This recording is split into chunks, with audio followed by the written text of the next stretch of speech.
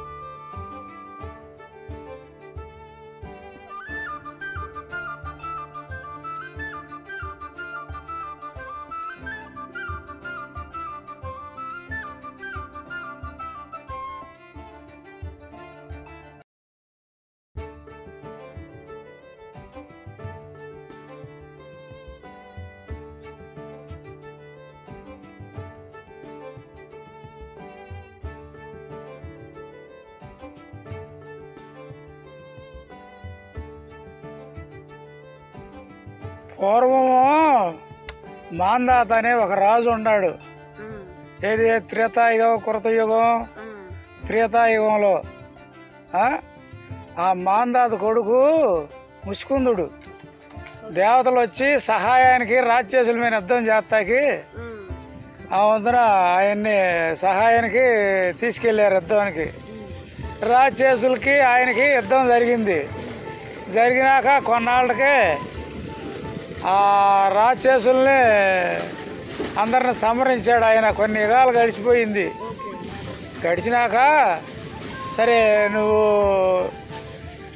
ఏడకి వెళ్తావు, మా రాజ్యం నేను వెళ్ళిపోతాను అన్నాడు.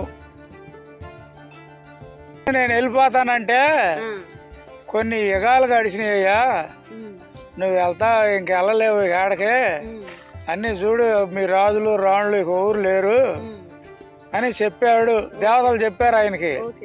చెప్పేటప్పటికి ఇక ఈయనేం చేశాడు, వాళ్ళేం చేశారు, ఇక నువ్వు యోగ నిద్రలో ఉండు, తపస్సు చేసుకుంటా అని ఈ గుత్తికొండ బేళంలో ఇచ్చాడు. ధ్యానం చేసుకుంటా యోగ నిద్రలో ఇక అట్నే ఉండాడు. ఇక ఉండేటప్పటికి కాలయముడని ఒక రాక్షసుడు ఆయన దెబ్బకు ఊరు జాలతల్లా, దేవతలు కూడా ఊరు జాలతల్లా, కృష్ణుడు కూడా జాలతల్లా.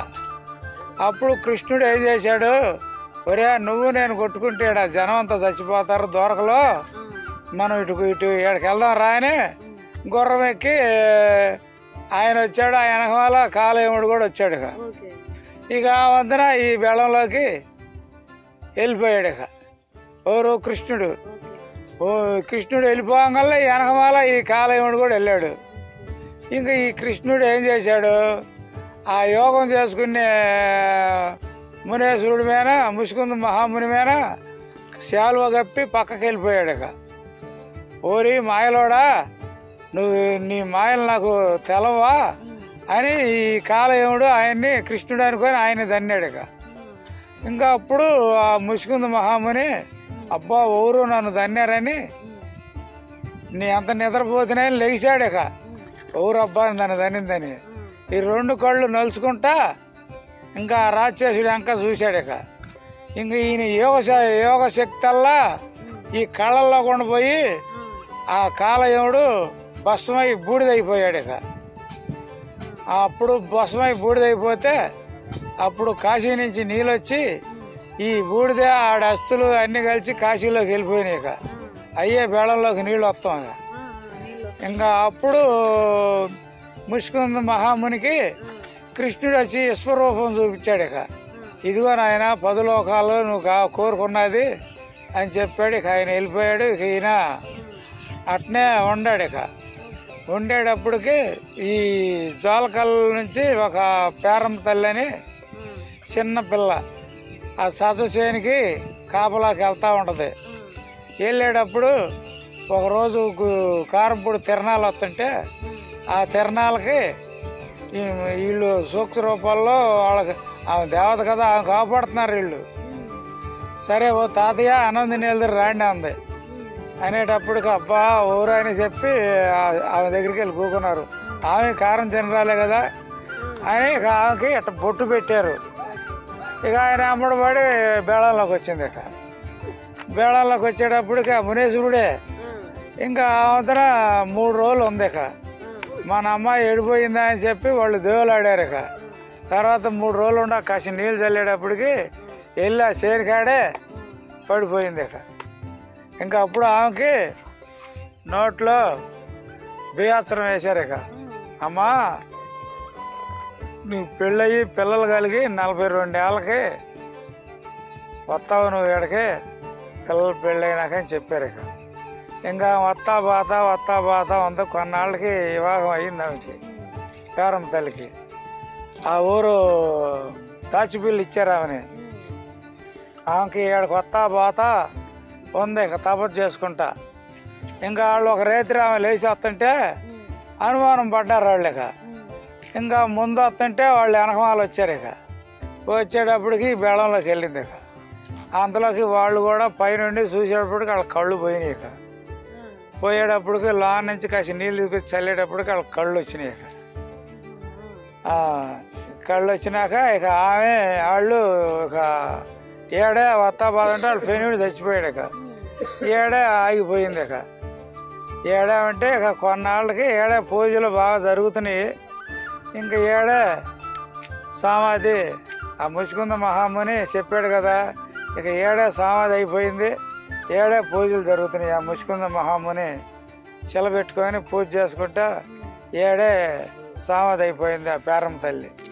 అది ఇప్పుడు మరి కాశీకి అటు వెళ్ళొచ్చాను అంటున్నారు కదా. 7 నీళ్ళు కాశీకి పోతాయి. ఈడ బుచ్చినాయన ఒక ఆయన ఉన్నాడు. ఈడ కర్ర ఎత్తే ఆయన కాశీలో తేలింది. ఆయన కొన్నాళ్ళు కాడకపోతే ఈ గుర్తు పట్టాడు ఆ కర్రనే.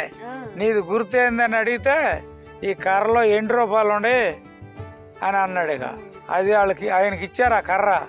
ఉప్పు తీసి చూస్తే ₹8 ఉండే పిడి తిప్పితే. అది కాశీకి ఈడకి దారి ఉందని. ఆయనకన్నా ముందు ఇంకొక ఆయన ఉన్నాడు, పట్టుపాడి రామయోగి యాదవులు ఆయన. ఆయనకి చిన్నపిల్లడు అప్పుడే మునులు ఆపడి జలమార్గం ఇచ్చారు. ఇక ఈడ మునిగి ఆడ తేలేట్టుగా పట్టుపాడి రామయోగి తాతకు మొన్న ఆరాధన జరిగింది చూసా. ఆయనకి వీళ్ళిద్దరికన్నా ముందు ఆయనకి ఇచ్చారు. తర్వాత బుచ్చినాయన, తర్వాత పేరమ్మ తల్లి. ఇది తల్లి జరిగింది. ఇదిగో సిద్ధయ్య గారి మఠం నుంచి తీసుకొచ్చానమ్మా ఈ శిలని.